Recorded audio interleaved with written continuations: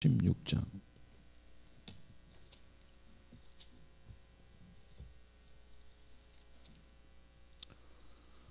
1절에서 12절까지만 보겠습니다. 고린도전서 16장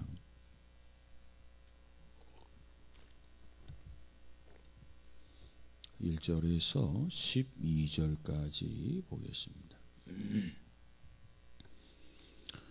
같이 봅니다. 시작. 성도를 위하는 연보에 관하여는 내가 갈라디아 교회들에게 명한 것 같이 너희도 그렇게 하라.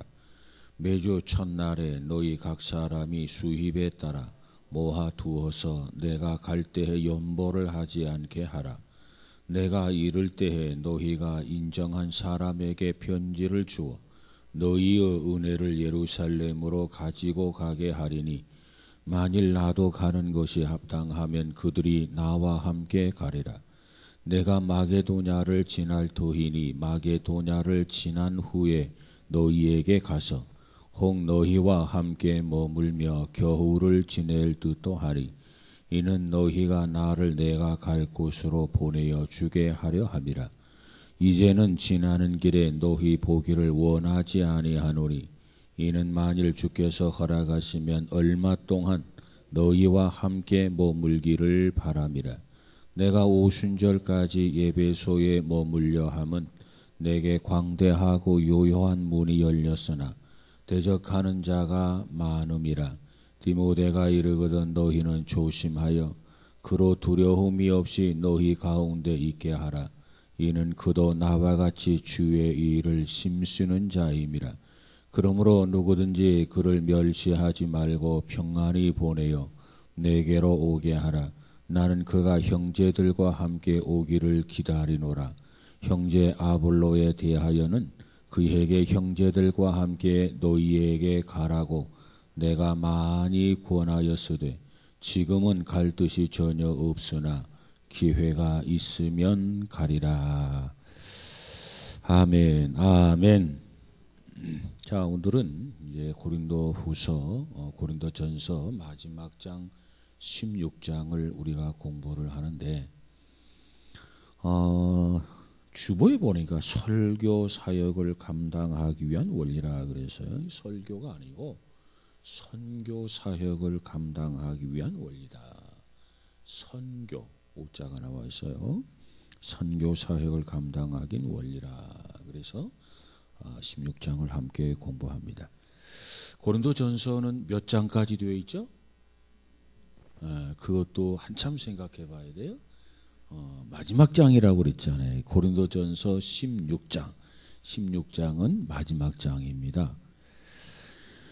이 고린도전서의 전체적인 그 흐름은 고린도 교인들이 당시에 직면한 문제들, 그 문제들에 대해서 하나하나 바울에게 묻고 바울은 편지 형식으로 이 문제에 대해서 답변하는 그러한 서신서로 기록되어 있는 것이 고린도전서입니다.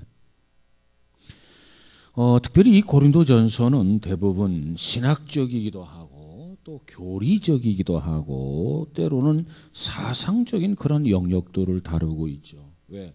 고린도 교인들이 신학적인 그런 부분들은 잘 모른단 말이에요. 또 교리적인 그런 부분들을 잘 모른단 말이에요.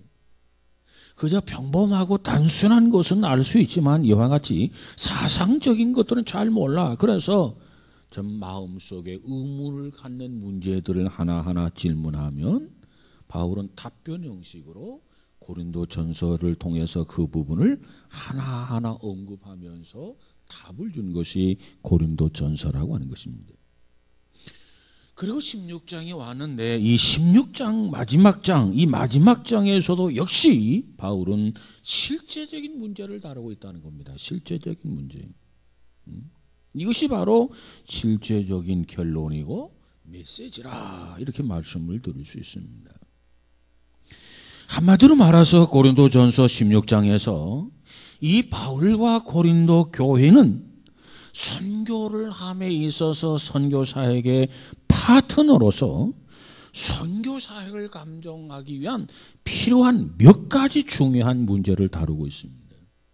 그러니까 그러니까 고린도 교회와 바울이 서로 선교의 파트너로서 함께 선교를 하는 데 있어서 바로 이 선교회 몇 가지 중요한 문제를 다루고 있다는 겁니다.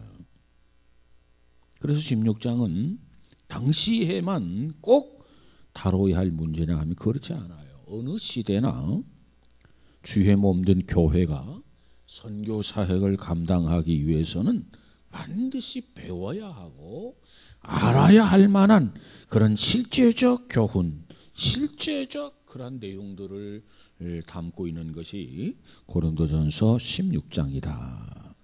자, 그러면 이 16장을 통해서 성공적인 선교 사역을 함에 있어서 이 성공적인 선교를 함에 있어서 세 가지 요소를 먼저 바울은 주장을 해요. 바울과 고린도 교회가 파트너십을 가지고 선교를 하는데 그 선교를 성공적인 선교로 이끌려고 하면 세 가지 요소가 필요하다는 거예요. 세 가지 요소. 그 세 가지 중에 하나가 없어도 안 돼. 선교가 안 돼. 불가능해. 그러면 선교함에 있어서 이 세 가지 요소가 뭐냐? 세 가지 요소가 뭘 것 같아? 아는 대로. 시작. 첫 번째가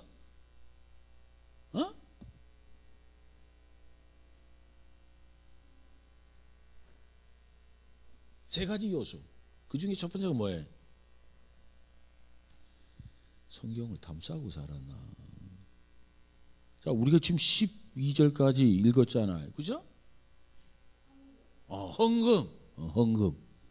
헌금이 필요해. 다시 말하면 돈이 필요하단 말이에요. 돈.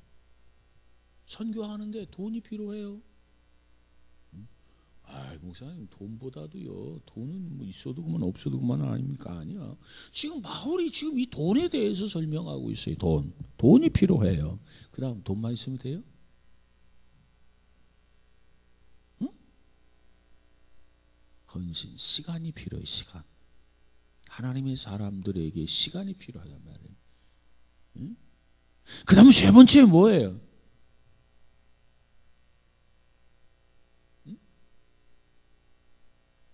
사람이 필요해. 사람. 자, 세 가지 이미 말씀드렸어요. 기억력이 좋으니까 세 가지. 선교의 3대 요소. 첫 번째 뭐라고요? 돈. 네.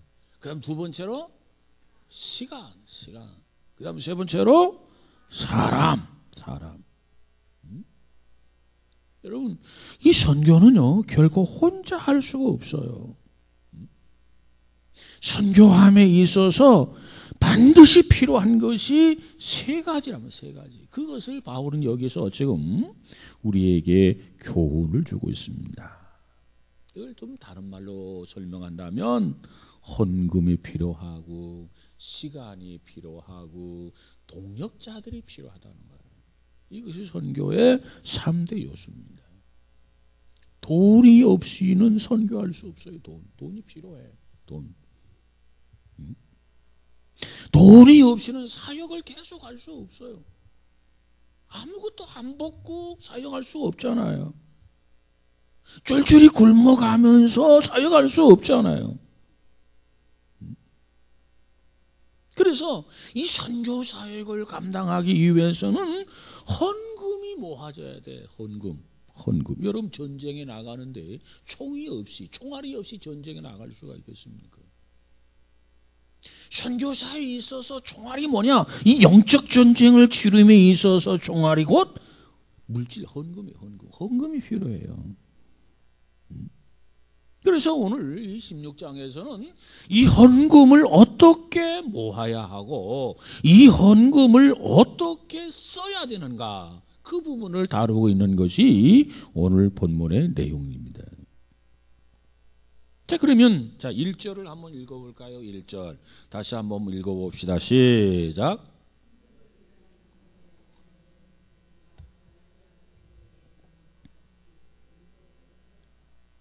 자, 여기 보니까 1절에 성도를 위하는 뭐에 관해서는 연보에 관하여는 그 연보란 말이 나와. 연보.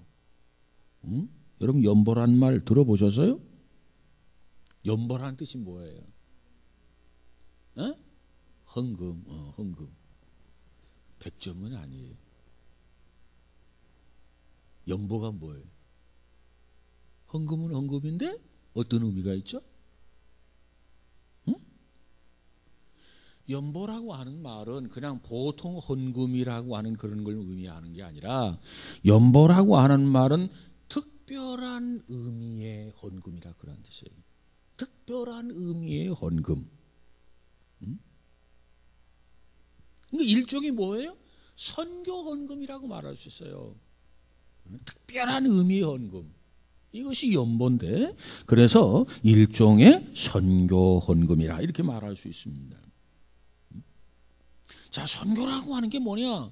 해외에 나가 있는 선교사들을 돕는 것을 선교다 이렇게 말씀드릴 수 있죠. 그러나 좀 더 광범위한 의미에서 보면 하나님의 사역 전체를 선교라 이렇게 말할 수 있어요.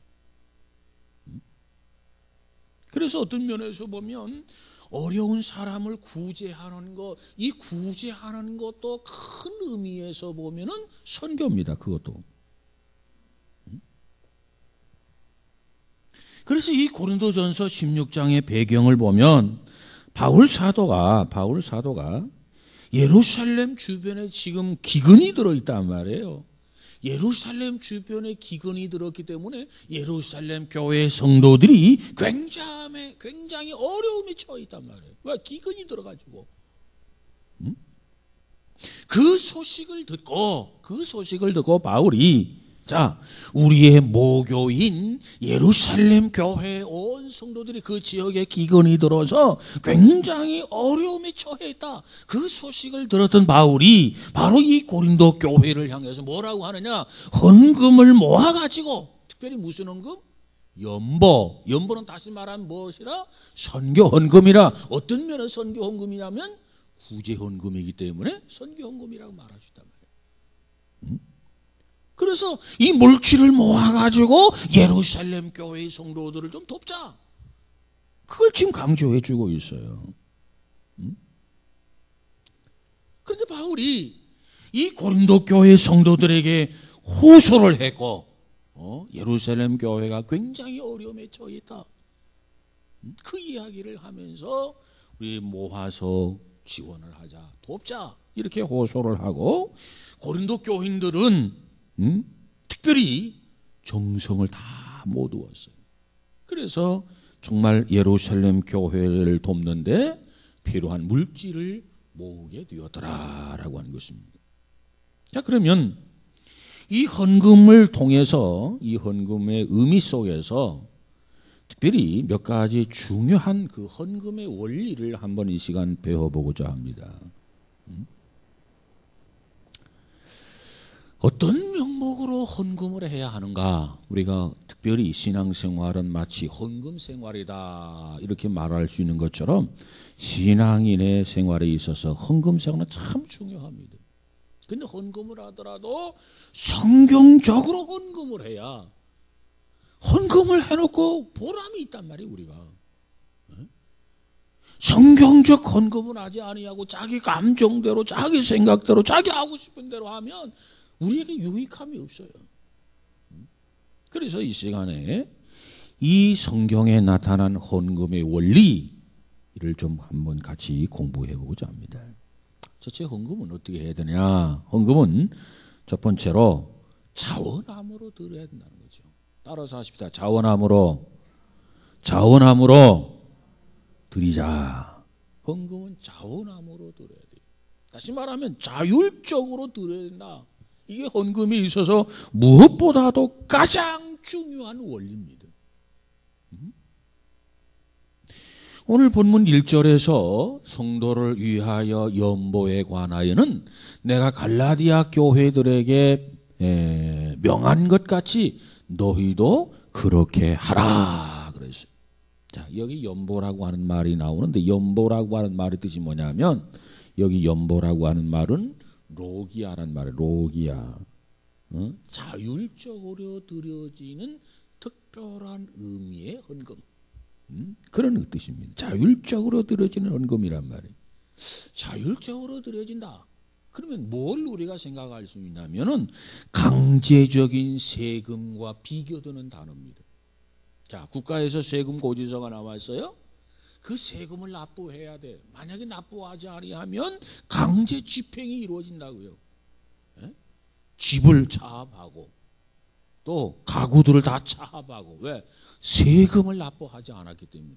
그래서 어쩔 수 없이 울며 겨자 먹기식으로 우리가 세금을 납부하는 거죠. 그래서 이 세금은 강제성이 있어요. 강제성. 근데 헌금은 어떠냐? 그와 반대로 어쩔 수 없이 강제적 의미에 있어서 드려지는 게 아니라 자율적이고 스스로 자원함으로 드려야 된다. 이것이 헌금의 첫 번째 원리라고 하는 거예요. 마음에 없는 물질은요, 아무리 많이 드려도 하나님이 기뻐하지 않아요.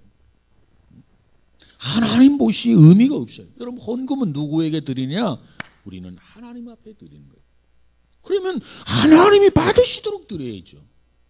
하나님이 원하시는 대로 드려야죠. 그런데 하나님 그걸 받지.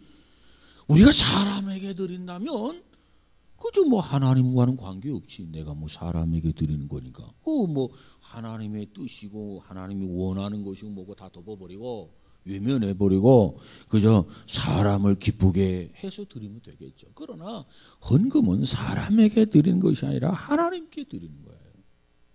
그래 하나님이 받으시는 거예요. 그리고 하나님의 이름으로 써야 되는 거예요. 그럴 때 하나님이 우리에게 복을 주시는 줄로 믿습니다. 그래서 헌금을 할 때 자원함으로 자율적으로 드리는데 마음에 없이 헌금 드려서는 안 된다. 하나님이 받으시지 않는다. 다시 말하면 억지로 헌금해서는 안 된다 그 말이에요. 억지로 하지 말아라. 그래서 오늘 본문에서 바울은 기쁜 마음으로 자원함으로 우러나와서 이렇게 하나님 앞에 드려야 된다. 이렇게 말씀하고 있습니다. 이것이 헌금을 드림에 있어서 첫 번째 원리다. 여러분, 누가 뭐라 그래도 자원함으로 자율적으로 하나님 앞에 물질을 드릴 수 있는 우리 모두가 되시기를 주의 이름으로 축복합니다. 그 다음 두 번째로 헌금의 원리. 두 번째 원리는 뭐냐? 두 번째 헌금의 원리는 의무적 차원에서 드려야 된다. 의무적 차원이라는 겁니다. 의무적 차원. 우리가 하나님의 자녀라고 한다면, 하나님의 백성이라고 한다면 우리가 해야 할 의무가 있어요. 의무가 뭐냐? 하나님 앞에 헌금을 드리는 거예요. 국민으로서의 의무가 있어요. 납세의 의무가 있다 그 말이에요. 자, 조금 전에도 말씀드린 것처럼 선교 사역을 감당하기 위해서는 세 가지 절대적인 게 필요하다는 거예요. 돈이 필요해요. 돈. 만약 돈이 필요하지 않다 그러면 헌금 의무적으로 안 드려도 될 거예요. 그런데 선교회는 반드시 필요한 게 있는데 돈이 필요하단 말이에요. 돈. 그래서 그 돈은 그럼 누가 해야 되느냐? 성도들이, 하나님의 자녀들이 의무감을 가지고 하나님 앞에 물질을 드려야 된다 그 말이에요. 의무감. 자, 조금 전에는 자율성을 강조했어요. 자율성. 헌금은 자율성, 스스로 자원함으로 드리지만 거기에 또 다른 의무감, 의무적인 차원에서 하나님 앞에 물질을 드려야 된다는 거죠. 오늘 본문 1절에 보니까 바울이 고린도 교회 성도들에게 헌금을 가르치고 권면하면서 뭐라고 말씀하고 있느냐면 갈라디아 교회들에게 명한 것 같이 뭐 했다고요? 뭐 했다고요? 명했다. 명했다는 말의 뜻이 뭐예요? 명령하고 있다 말이에요. 명령하고 있다. 너희들 알아서 해. 드리려면 드리고 말려면 말어. 지금 이렇게 말씀하고 있는 거 아니에요. 성도를 위하여 연보에 대하여는 내가 갈라디아 교회들에게 명한 것 같이 너희도 그렇게 하라. 이렇게 이야기하고 있어요. 명령했다. 의무감을 말하는 거, 의무감. 그러니까 헌금은 자원에 근거한 것이지만 의무만 행한다면 그저 차가운 의무가 되게 될 거예요. 우리 이 한 가정의 남편과 아내가 있는데 이 부부 관계가 자율적인 관계라고 하는 측면도 있지만 동시에 부부 관계는 의무적 관계라고 하는 측면도 있어요. 이게 부부 아닙니까? 그래서 우리가 가족을 떠나서는 안 되고 가족과 함께 가정을 지켜야 되죠. 이것이 부부예요. 그러니까 의무적인 관계만 형성한다면 그 관계가 맞지 못해서 어쩔 수 없이 관계가 차갑고 냉랭할 수밖에 없겠죠. 그런 이 두 가지 이것이 다 필요하단 말이에요. 두 가지 이것이. 하나님과의 관계도 마찬가지. 하나님과의 관계도 헌금을 드림에 있어서 자율성인 동시에 의무감을 가지고 해야 된다. 두 가지를 다 강조해 주고 있어요. 헌금은요, 우리 그리스도인들이 해도 그만 안 해도 그만 하는 거 아니에요. 다 해야 돼요. 다 해야 돼요. 응? 병신들은 병신도로서 다 해야 되고, 집사님은 집사님으로서 다 해야 되고, 권사님은 권사님으로서, 장로님은 장로로서 다 해야 돼. 그래서 성경에 보면 교회 직분을 줄 때 특별히 장로들 제덕이 겸비한 자라고 그랬어요. 제덕이 겸비한 자. 응? 왜? 교회가 돈이 필요한데 교회 중진이 돼가지고 헌금을 안 하면 어떻게 일을 합니까? 응? 그래서 우리 신앙인들에게는요, 헌금은 해도 좋고 안 해도 좋고 하는 거 아니야. 선택의 문제가 아니라 이것은 바로 의무의 문제. 응? 다만 적게 할 사람도 있고 많이 할 사람도 있어요. 돈이 적은 사람은 적게 해야지 어떻게 하겠어요. 없는데 도둑질해서 하라고 할 수는 없잖아요. 응? 또 많이 있는 사람은 또 많이 해야 돼. 없는 사람 그 목까지 채운다 해가지고 좀 넉넉하게 해야 돼. 그래야 교회가 활성화가 되어지고 선교를 할 수 있는 거지. 돈이 없으면 선교 못해요. 그래서 사도 바울은 지금 이 파트너십을 가지고 선교를 함에 있어서 이 물질에 대해서 뭐라고 했느냐? 명령하고 있어. 갈라디아 교회들에게 명한 것 같이 너희도 그렇게 해라. 명령이에요, 명령. 그다음에 세 번째로 헌금은 어떻게 되느냐? 규칙적으로 해야 됩니다. 규칙적으로. 자, 2절을 한번 볼까요? 2절 시작. 매주 첫날에 너희 각 사람이 수입에 따라 모아두어서 내가 갈 때 연보를 하지 않게 하라 그랬어요. 자, 여기 보니까 규칙적으로 모아서 드리라는 거죠. 헌금은. 이것이 세 번째 원리입니다. 자, 여기 보니까 언제 모으라고 했냐면 뭐라고 말씀하고 있냐면 매주 첫날에 모으라 그랬어요. 그 당시에는 한 주간이 시작되는 첫날이 안식 후 첫날이죠. 오늘날로 말하면 주일날이죠. 그러니까 그때부터 모으라는 거예요. 안식 후 그 첫날부터. 그러니까 우리는 월요일부터 모아가지고 주일날이면 하나님 앞에 드리라는 얘기예요.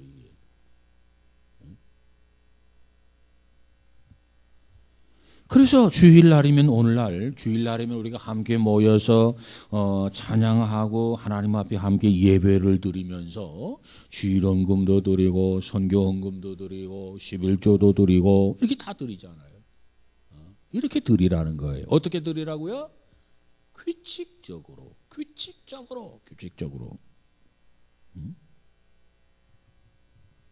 그러니까 바울은 규칙적으로 헌금을 드릴 것을 권고하고 있는 것이 오늘 본문의 2절이다. 자, 그러면 규칙적으로 헌금을 드리는 것이 그처럼 중요한가? 이게 중요해요. 이걸 배워야 돼. 이걸 알아야 돼. 신앙생활하면서 규칙적으로 하는 것과 불규칙적으로 하는 것의 차이점. 규칙적으로 하라고 하는 말은 불규칙적으로 하지 말라는 의미가 포함되어 있어요. 규칙적으로 하라는 거죠. 그러면 규칙적으로 하는 헌금에는 어떤 의미가 있느냐? 규칙적인 헌신의 의미가 있어요. 헌신. 우리가 물질을 드리는 것은요. 물질이는 것이 뭐가 있다고요? 네 마음도 있다. 물질을 드리는 것은요. 헌신의 표시입니다. 마음을 주 앞에 드리지 못하면 물질 못 드려요. 그래서 이 물질을 드리는 것은 곧 헌신의 표현이다. 그러면 규칙적으로 물질을 드리는 것은 규칙적인 헌신의 표현이라는 거죠. 그러면 이 헌신은 누구에게 하는 거야? 하나님께 하는 거야.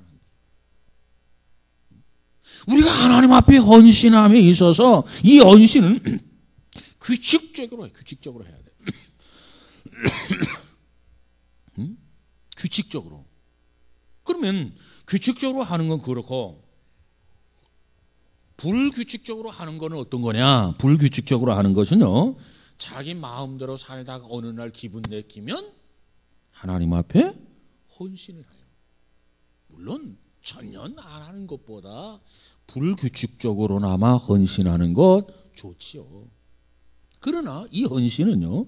감정적인 헌신이라는 거죠. 규칙적인 헌신이라 해야 돼. 하나님은 이걸 원해. 전혀 안 하고 어느 날 갑자기 기분이 좋아가지고 헌신한다? 전혀 안 하는 것보다 나아. 그러나 그것은 감정적 헌신, 감정적 하나님 앞에 헌금이 될 수 있다는 거예요. 근데 하나님은 감정적 헌신이나 감정적 헌금을 원하지 않아요. 하나님은 규칙적인 헌금과 규칙적인 헌신을 하나님이 요구한단 말이에요. 그럼 보세요. 어떤 사람이 평소에는 헌금을 하나도 안 하다가 나중에 한 번에 왕창 헌금하는 거? 그 하나님 기뻐할까요? 성경을 놓고 보면 결코 그거 하나님 앞에 하나님 기뻐하지 않아요. 하나님 앞에 헌금을 드리는 자로서의 아름다운 태도가 아닙니다. 하나님이 그런 헌금 원치를 않아요. 그럼 하나님은 뭘 원하느냐? 규칙적인 헌금. 왜? 이것은 규칙적인 헌신을 의미한단 말이에요. 그래서 규칙적인 헌신은 뭘 의미하느냐? 물질을 드리면서 주님 받아주옵소서. 물질을 드리면서 자기 마음을 드리고 마음을 드리면서 자기 고백이 이루어지게 되는 거죠. 그렇기 때문에 헌금은 규칙적으로 드려야 된다. 그것은 곧 규칙적인 헌신이기 때문에 그렇다. 이것이 헌금의 세 번째 원리입니다. 자, 지금 세 가지를 살펴보았어요. 첫 번째 원리가 뭐라고요? 자원해서 드려라. 자율적으로 드려라. 그 다음 두 번째로 뭘 드려라? 어떻게 드려라? 의무적으로. 의무감을 가져라. 국민으로서 세금을 안 낼 수 있겠습니까? 하나님의 자녀로서 어떻게 헌금을 안 드릴 수 있냐 말이에요. 자, 그 다음 세 번째 뭐라고요? 규칙적으로 드려라. 자, 그 다음에 네 번째 공부합니다. 헌금은 네 번째 원리는 뭐냐면 비례적으로 수입에 비례하게 드려야 된다는 겁니다. 수입에 비례하도록. 자, 오늘 2절을 다시 한번 볼까요? 시작. 매주 첫날에 너희 각 사람이 수입에 따라 모아두어서 내가 갈 때 연보를 하지 않게 하라. 그래서 수입에 따라 많이 얻으면 많이 얻은 대로, 적게 얻으면 적게 얻은 대로 저축을 해서 하나님 앞에 이 물질을 드려야 된다. 헌금해야 된다. 이것을 2절에서 설명해 주고 있습니다. 이 개념 속에, 자, 여기 잘 들어보시기 바랍니다. 이 개념 속에는요, 헌금은 11조 이상 드려야 된다라고 하는 정신이 여기 들어있어요. 11조 이상. 11조의 유래에 보면 구약시대 때부터 시작이 됐는데 이 구약시대에 하나님의 백성들이 하나님께 드리는 헌금의 보더라인, 최저 기준이었다고 생각합니다. 이게 11조. 최고 낮은 수준 기준이 11조란 말이에요. 그러니까 11조는 최저의 기본적인 헌신의 표시였다. 자, 이렇게 보는데 사실 이 구약 성경도 보면 내용을 보면 그것만은 아니에요. 구약 성경에 보면 이스라엘 백성들이 꼭 11조만 드린 게 결코 아닙니다. 그게 무슨 소리냐? 자, 11조를 드리는데 레위인들을 위한 11조가 있어서 레위인들. 그럼 레위인들을 위한 11조는 뭐냐? 하나님을 위해서 전임으로 사역하는 사람들의 생계를 지원하기 위해서 드리는 11조가 있었단 말이에요. 그것이 아마 오늘 우리가 드려지는 11조라고 말할 수 있을 것입니다. 그래서 캐톨릭 같은 경우는요, 11조는 오직 신부만을 위해서 쓰는 금액이에요. 왜? 구약의 레위인들을 위한 11조. 레위인들은 전임 사역을 하고 있단 말이에요. 레위인들은 땅을 기업으로 받지를 않았어요. 가나안 땅에 들어가서 레위인들은 땅을 분배받지 않았어요. 그들이 11조를 드리는 것으로 레위인들의 생계를 이어갔단 말이에요. 그래서 그 11조를 뭐라고 하느냐? 레위인들을 위한 11조였다. 이렇게 이야기합니다. 그 다음에 또 이스라엘 백성들은요, 레위인들을 위한 11조를 드릴 거 연구해보면 또 다른 11조를 드렸어요. 그 또 다른 11조는 뭐냐? 이는 회식을 위한 회식을 위한 11조다. 이렇게 이야기합니다. 그러면 이 회식을 위한 11조의 용도가 뭐냐? 이것은 종교적 성격을 지닌 11조인데 특별히 이스라엘 민족의 명절인 유월절, 오순절, 초막절, 수장절 이런 절기들이 있는데 이런 절기들을 이스라엘 민족은 이 절기가요 한 주간 동안 이루어졌거든요. 그러니까 예루살렘에 모여가지고 한 주 동안 이 축제를 함에 있어서 쓰여지는 비용 이것을 11조를 위한 회식을 위한 11조로 드렸어요. 그러니까 그 절기들이 한 주 동안 축제를 하면서 많은 예산이 필요한데 그 예산을 어디서 충당해놓냐? 회식을 위한 11조 부분에서 충당했단 말이에요. 그리고 또 그뿐만이 아닙니다. 또 저들에게는 또 다른 11조가 있어서 그 11조를 뭐라고 하느냐? 구제의 11조였다. 구제의 11조. 이 구제의 11조는요 3년에 한 번씩 규칙적으로 구제 11조를 드렸어요. 구제. 말 그대로 구제 대상이 누구냐면 나그네, 과부, 고아, 병약한 자 이런 사람들.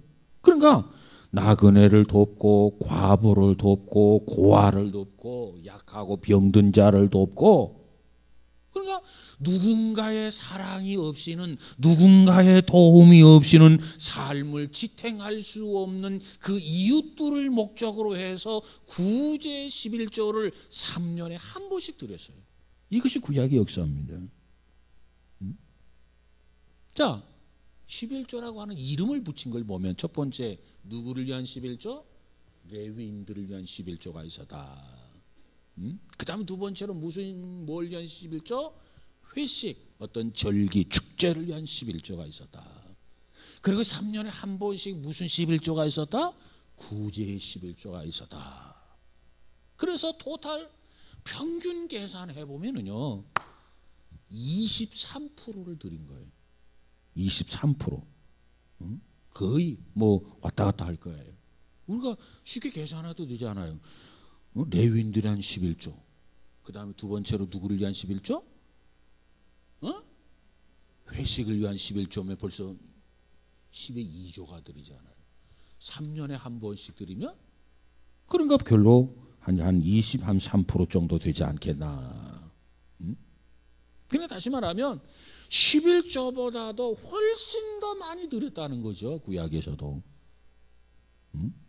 그리고 신약에 와서는요 11조라고 하는 강조, 11조라고 하는 개념을 강조하기보다는 신약에서의 개념은 넘치도록 후하게 드려라, 최저는 11조지만 그 이상 넘치게 후하게 드리라고 하는 개념이에요. 그래서 많이 심는 자는 많이 거두고 적게 심는 자는 적게 거둔다. 이런 측면의 헌금의 원리죠. 그러니까 우리가 얻은 대로 하나님 앞에 드리는 거예요. 얻은 대로. 그래서 얻은 대로 하나님 앞에 드리면 하나님이 더 많은 축복을 주실 것이고 더 많은 축복을 받으면 또 더 많이 드리면 되는 것이고. 그래서 11조 네 번째 원리는 수입에 비례해서 드려야 된다는 겁니다.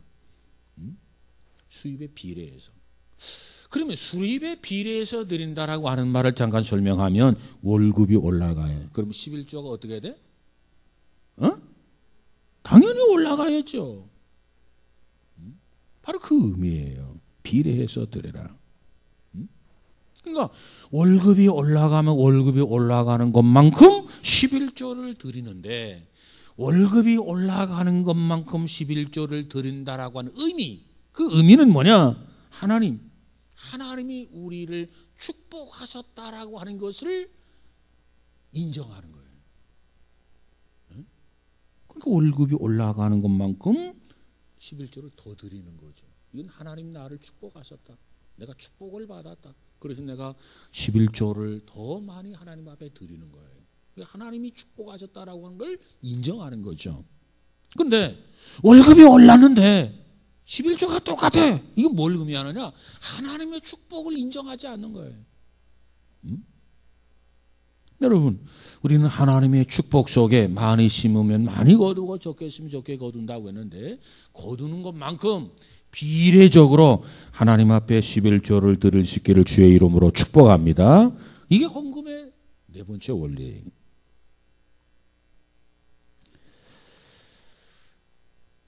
축복은 많이 받고 싶은데 축복을 많이 받으려면 최소한도 하나님의 축복을 인정해야죠. 근데 하나님의 축복을 받았음에도 불구하고 인정하지 않아. 더 헌금이 늘어나지 않아. 그러면서도 축복을 더 받고 싶다? 이건 잘못된 생각이죠. 이런 이야기가 있어요. 옛날에 어떤 소년이 하나님 제가요 돈을 벌면은요 꼬박꼬박 11조를 하나님 앞에 드릴게요. 이렇게 약속을 했어요. 근데 이 소년이 일거리가 생겼어요. 그래서 열심히 일을 했어요. 그리고 한 달 월급을 얼마 받았냐면 10불을 받았어요. 10불. 자, 10불이면 11조가 얼마죠? 1불. 하나님께 약속한 대로 이 소년은 1불을 하나님 앞에 드렸어요. 그래서 열심히 일을 했어요. 그리고 정확하게 10분의 1을 떼어서 하나님 앞에 꼬박꼬박 11조를 드렸어요. 기쁨이 있었어요. 너무 좋았어요. 그래서 이 소년이 하나님 평생 동안 내가 이 약속을 어기지 아니하고 11조를 이행하겠습니다. 그래서 하나님께서 이 소년에게 이제 열심히 일을 했어요. 그랬더니 이제는 10불을 받던 소년이 50불을 받아요. 50불. 그러면 얼마를 드려야 되죠? 5불을 11조를 드리는 거죠. 아, 하나님 앞에 이제 5불을 드리게 됐구나. 마음이 기뻤어요. 그리고 하나님 감사합니다. 축복해 주셔서 감사합니다. 이 약속을 평생 지키겠습니다. 그리고 5불을 떼어서 11조를 드렸어요. 그랬더니 얼마 후에는 이제는 열심히 땀 흘려 일한 결과로 이제 한 달에 100불을 벌었어요. 100불. 100불을 벌어서 그 100불 가운데 11조를 얼마를 떼야 되죠? 10불을 떼야 돼. 10불. 그 10불을 떼었어요. 너무나 뿌듯했어요. 너무나 자랑스러웠어요. 너무나 좋았어요. 그러고 나서 10불을 떼어서 하나님 앞에 드렸어요. 또 열심히 일을 했어요. 500불을 벌어서 500불. 50불을 떼어가지고 또 드렸어요. 또 열심히 일을 했어요. 몇 불을 벌었냐면 1000불을 벌어. 1000불. 한 달에 10불을 벌던 이 어린이가 이제는 한 달에 1000불을 받는단 말이에요. 그럼 몇 배나 더 받게 된 거죠? 계산도 안 나오는 거야. 10불을 벌던 이 소년이 1000불을 받게 됐단 말이에요. 그럼 몇 배? 100배야 100배. 응? 자, 1000불을 받았으면 이제 11조를 얼마 떼야 돼? 어? 다른 사람들은 몰라서 못하는 거지. 100불을 그 100불을 떼었어요. 근데 100불을 드리려고 하니까 이제는 손이 조금씩 떨리더라는 거예요. 응? 그래서 겨우 드렸어요. 그리고 이제 또 열심히 일을 했더니 1500불을 벌어. 1500불. 얼마를 드려야 돼 이제는? 150불. 아, 정말 손이 더 떨려 이제는. 그러면서 하나님 앞에 이 소년이 솔직하게 이렇게 기도했다고 그래요. 하나님, 솔직히 비율을 따라서 하나님 앞에 더 많이 드린다라고 하는 것이 훨씬 더 어려워지는데 꼭 비율에 따라서 드려야 합니까? 그렇게 기도했대요. 비율에 따라서. 그러니까 비율에 따라서 10불을 벌 때 1불은 쉬웠다는 거고 50불을 벌 때 5불은 쉬웠다고 하는 거고 100불을 벌을 때 그 10불은 쉬웠는데 점점 금액이 늘어나면서 1500불을 벌었으니까 전보다 150배 더 많은 걸 번 거죠. 그럼 150불을 또 11조를 들려고 하니까 손이 벌벌 떨리더라는 거예요. 그래서 솔직히 말해서 비율에 따라 더 많이 드린다고 하지 훨씬 더 어려워지는데 하나님 꼭 그렇게 해야만 합니까? 그렇게 기도했대요. 그랬더니 하나님의 조용한 음성이 들렸어요. 그래? 그러면 옛날처럼 10불만 벌게 해주마. 응? 여러분 그렇다는 이야기예요. 여러분 어떻게 하겠어요? 여러분 같으면 차라리 그게 좋겠네요. 10불만 벌게 해주세요. 여러분 그렇게 하시겠어? 아니요. 비율에 따라서 드릴 테니까 1500불이 아니라 2000불, 3000불, 5000불, 10,000불을 벌게 해주세요. 그렇게 기도해야 되지 않겠습니까? 여러분 우리가 하나님 앞에 더 많이 드릴 수 있는 것은요 하나님의 축복이에요. 축복. 1불 드리던 사람이 5불 드리고 10불 드리고 50불 드리고 100불 드리고 500불 드리고 1000불 드리고 1500불 드리고 이렇게 드린다고 하는 것이 더 큰 축복이 아니고 뭡니까? 내가 그만큼 드린다고 하는 것, 비율에 따라서 계속 하나님 앞에 드린다고 하는 것은 하나님께서 나를 축복하셨다. 하나님이 나를 도와주셨다. 하나님이 나를 인정하신다고 하는 거예요. 그런 축복을 인정하지 아니하면 하나님 앞에 비율에 따라서 드릴 수가 없어요. 여러분, 우리는 얻은 대로 하나님 앞에 드릴 수 있기를 주의 이름으로 축복합니다. 비율대로 하나님 앞에 드릴 수 있기를 주의 이름으로 축복합니다. 내가 얼마를 벌었든지 간에 비율대로. 그래야 하나님께서 나를 축복하셨다. 그 축복을 내 자신이 인정하게 되는 거란 말이에요. 인정하게 된다. 자, 헌금의 원리 4가지를 설명드려서요. 다음 시간에 3가지를 더 설명드리도록 하죠. 자, 선교를 함에 있어서 3가지 요소가 있다. 첫 번째 뭐가 있다고요? 돈이 필요하다. 돈. 두 번째 뭐가 필요하다? 시간이 필요하다. 세 번째 뭐가 필요하다? 사람, 동역자가 필요하다. 이 3가지 요소 중에 헌금에 대해서 7가지 원리가 있는데 오늘 4가지만 살펴봐요. 헌금. 하나님 마음에 맞도록 헌금해야 되지 않겠습니까? 이왕이 헌금하는 거. 그래서 헌금의 원리 7가지 중에 4가지 살펴봤는데 첫 번째 원리는 자원함으로 자율적으로 드려라. 두 번째로 의무적 차원에서 드려라. 의무적 차원에서. 세 번째는 뭐가 있죠? 규칙적으로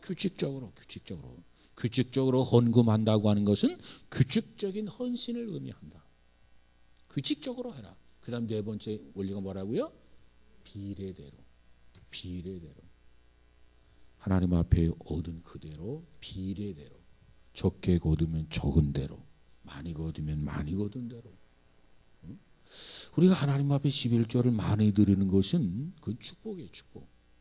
하나님이 나를 축복해 주셨다 인정하는 거예요. 하나님의 역사, 하나님의 축복을 인정하고 더 많이 기쁨으로 드려서 더 큰 축복을 받는 우리 모두가 다 되시기를 주의 이름으로 축원합니다. 기도합시다. 거룩하신 주님 감사합니다. 우리에게 고린도 전서를 통해서 현실적인 문제들 하나하나 우리에게 교훈해 주시고 가르쳐 주심을 감사합니다.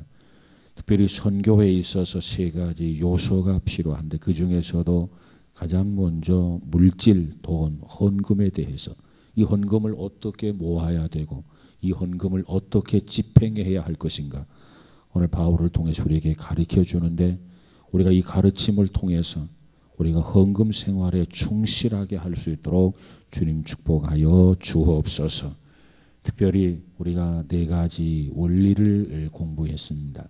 무엇보다도 자율적으로 그저 기쁨을 가지고 헌금에 참여하고 뿐만 아니라 정말 의무적 차원에서 정말 하나님의 자녀 백성으로서 당연히 해야 할 일이라고 하는 의무감을 갖게 하여 주옵소서. 건너뛰지 않게 하시고 규칙적으로 잘 감당해서 하나님 앞에 규칙적으로 축복을 인정하고 규칙적으로 헌신할 수 있는 귀한 성도들 되어지게 하옵소서.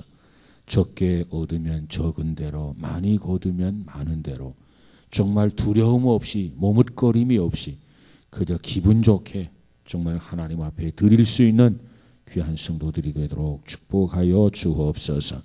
우리 중에 물질로 인하여 궁핍하거나 어려움 당하는 자 생기지 아니하도록 하나님께서 축복하여 주옵소서. 특별히 이 가정의 달, 가정들이 말씀과 참 반석 위에 든든히 세워지는 귀한 가정들이 다 되도록 축복해 주옵소서. 예수님 이름으로 기도하옵나이다. 아멘.